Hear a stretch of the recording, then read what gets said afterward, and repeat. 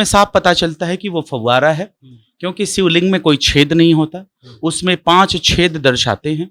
महादेव के आड़ में केशव प्रसाद मौर्य सोची समझी राजनीति कर रहे हैं और अपने डिप्टी सीएम होने का कुर्सी का वो दुरुपयोग कर रहे हैं। और बनारस में एक परिवार में 2 भाई रहते थे, एक का नाम राम और एक का नाम रहीम। इसको आप ज्ञानवापी के संदर्भ में ले लीजिए, क्योंकि उसका स्ट्रक्चर यही है कि एक में राम है, एक में रहीम है।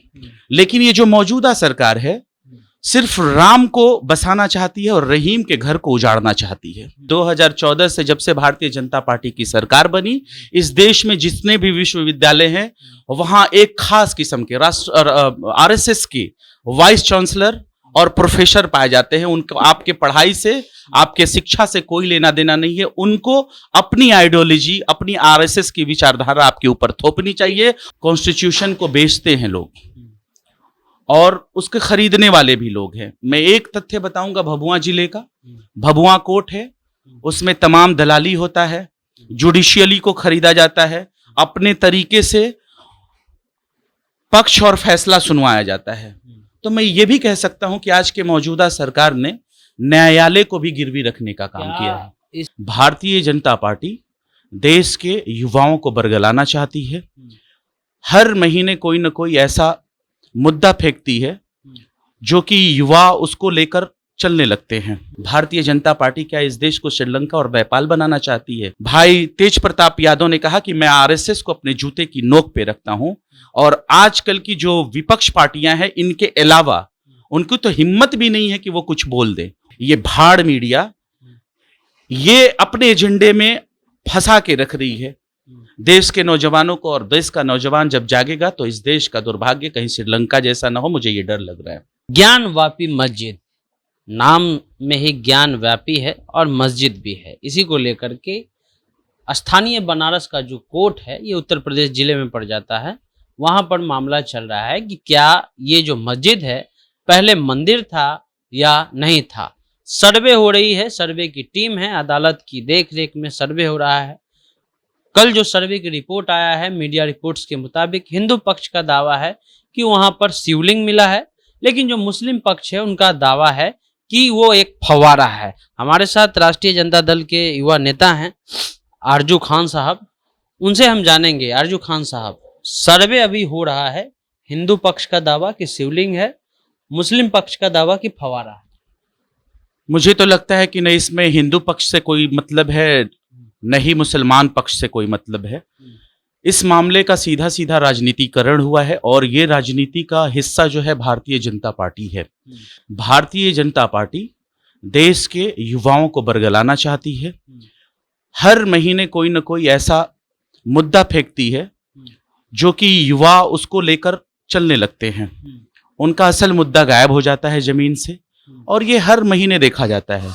कभी हिजाब का मामला हो जाता है, कभी ये अभी शिवलिंग वाला मामला हो गया, इससे पहले और तमाम चीजें चली।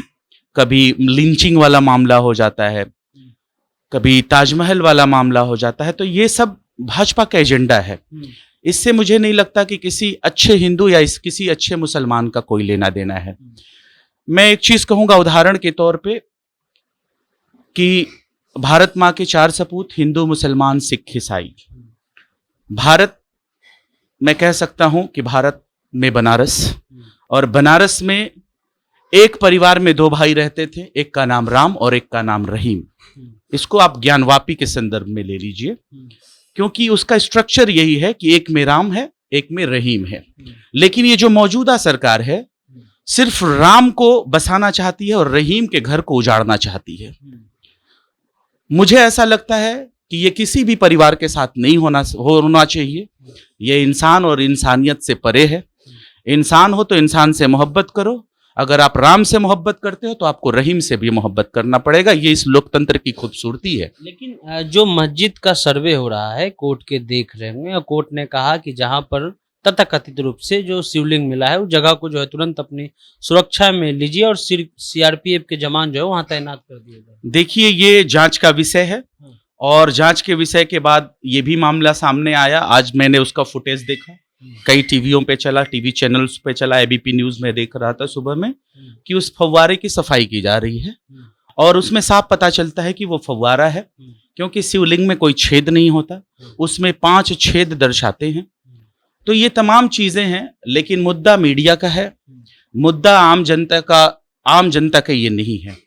आम जनता अभी भी देश में रोजगार और सद्भावना चाहती है, आपसी सौहार्द और प्रेम चाहती है, लेकिन ये आपसी सौहार्द और प्रेम को बिगाड़ के भारतीय जनता पार्टी सिर्फ और सिर्फ सत्ता चाहती है। केशव प्रसाद मौर्य हैं उत्तर प्रदेश के उप मुख्यमंत्री। उन्होंने कहा कि बुद्ध पूर्णिमा के दिन पर जो है दिन महादेव प्रकट हुए हैं। महादेव के बारे में मेरा कुछ कहना नहीं है, महादेव सबके हैं, मैं ये कह सकता हूं, लेकिन महादेव के आड़ में केशव प्रसाद मौर्य सोची समझी राजनीति कर रहे हैं और अपने डिप्टी सीएम होने का, कुर्सी का वो दुरुपयोग कर रहे हैं। वही नहीं कर रहे हैं, हिंदुस्तान में जो मौजूदा सरकार है भारतीय जनता पार्टी, वो अपने कुर्सी का गलत उपयोग कर रही है। मैं ये साफ तौर पे मैं कहना चाहता हूं। और जहां तक रही न्यायालय की बात, मैं हिंदुस्तान के तमाम जगहों पे मैंने देखा है कॉन्स्टिट्यूशन को बेचते हैं लोग और उसके खरीदने वाले भी लोग हैं। मैं एक तथ्य बताऊंगा भभुआ जिले का, भभुआ कोर्ट है, उसमें तमाम दलाली होता है, जुडिशियली को खरीदा जाता है, अपने तरीके से पक्ष और फैसला सुनवाया जाता है। तो मैं ये भी कह सकता हूं कि आज के मौजूदा सरकार ने न्यायालय को भी गिरवी रखने का काम किया है। इस मामले में जो वहाँ की स्थानीय अदालत है, क्या कोई हड़बड़ी दिखा रहे हैं, या क्योंकि सुप्रीम कोर्ट का जजमेंट अभी बाकी है, मामला सुप्रीम कोर्ट गया है और उसके बावजूद एक हड़बड़ाहट की नहीं पहले जगह को सील कीजिए? वो भारतीय जनता पार्टी और मोदी सरकार के जो संसदीय क्षेत्र है उसको वो सेव करना चाहते हैं, इसलिए वो इस हड़बड़ी में हैं और मोदी सरकार का महिमा मंडन करना चाहते हैं, इसलिए वो इतने खुश हैं। ठीक है, हम तर्क पे ही बात करेंगे। काशी विश्वविद्यालय के इतिहास के शिक्षक कह रहे हैं कि वो जो मस्जिद है वो अपने आप में ही ऐसा दृश्य है कि वो मंदिर जैसा आकृति का है, सिर्फ ऊपर का अगर गोल गुंबज छोड़ दिया जाए तो सारी आकृति जो है मस्जिद की है। और वो इतिहास की बात करते हैं कि औरंगजेब के जमाने में उसको तोड़ा गया। ये किसने कहा? जो काशी विश्वविद्यालय में इतिहास पढ़ाते हैं उनका कहना है कि औरंगजेब 1600 ईस्वी की वो बात बता रहे हैं कि ये मंदिर को तोड़ के बनाया। इतिहास पढ़ाते हैं, लेकिन एक इतिहास और बताऊंगा कि 2014 से जब से भारतीय जनता पार्टी की सरकार बनी, इस देश में जितने भी विश्वविद्यालय हैं वहां एक खास किस्म के आरएसएस के वाइस चांसलर और प्रोफेसर पाए जाते हैं। उनको आपके पढ़ाई से, आपके शिक्षा से कोई लेना देना नहीं है। उनको अपनी आइडियोलॉजी, अपनी आरएसएस की विचारधारा आपके ऊपर थोपनी चाहिए और इसी विचारधारा से वो संलिप्त हैं जिन्होंने ये काम किया है। एक बनारस के कमिश्नर रहे हैं शायद पूर्व सरकारी अधिकारी, उनका भी कहना है कि जब हम कुछ साल पहले सर्वे के लिए अंदर गए तो ऐसा महसूस हुआ कि जो कलाकृतियां हैं अंदर में जो बना हुआ है वो एकदम मंदिर के जैसा लग रहा है और वहां पे जो है मस्जिद जैसा कार्य किया जा रहा है। भारत के कॉन्स्टिट्यूशन में, भारत के लोकतंत्र में हर आदमी को अपने बात कहने का अधिकार है और उस अधिकार के तहत अगर ये बात अपनी कहते हैं तो ठीक है, और सिर्फ एक दो लोगों की बातों को नहीं सुनना चाहिए, बात पूरे हिंदुस्तान की सुनना चाहिए कि हिंदुस्तान में क्या आवाजें चल रही हैं, हकीकत में मुद्दा क्या है। क्या ये देश श्रीलंका के राह पे चल रहा है? भारतीय जनता पार्टी क्या इस देश को श्रीलंका और नेपाल बनाना चाहती है? कब तक ये धर्म के आड़ पे धर्म का धंधा करके अपने सत्ता को काबिज रखेगी और सत्ता को हथियाएगी? अफसोस तो इस बात का है कि जो सेकुलर्स पार्टी का जो तगमा लेके जो पार्टियां जो चलती हैं उसके भी बहुत सारे मुखिया चुप है, जबकि तो उनको आप पे भी सवाल उठे। नहीं, मेरे अभी के नेता भी तो मेरे नेता चुप नहीं है। अभी कुछ दिन अभी हिंदुस्तान के मौजूदा हालात में ये बताइए कि किसी नेता ने कहा है कि मैं आरएसएस को अपने जूते की नोक पे रखता हूं? लालू के एनडीए भाई तेज प्रताप यादव ने कहा कि मैं आरएसएस को अपने जूते की नोक पे रखता हूं। और आजकल की जो विपक्ष पार्टियां हैं इनके अलावा उनको तो हिम्मत भी नहीं है कि वो कुछ बोल दे, उनको सिर्फ आदमी का वोट चाहिए। अगर इंसान और इंसानियत अगर बची रहेगी तो ये देश बचा रहेगा, और अगर देश बचा रहेगा तो सिर्फ इस नाते देश बचा रहेगा कि संविधान आपका जिंदा हो, न्यायपालिका आपका जिंदा हो, आपकी मीडिया स्वतंत्र हो।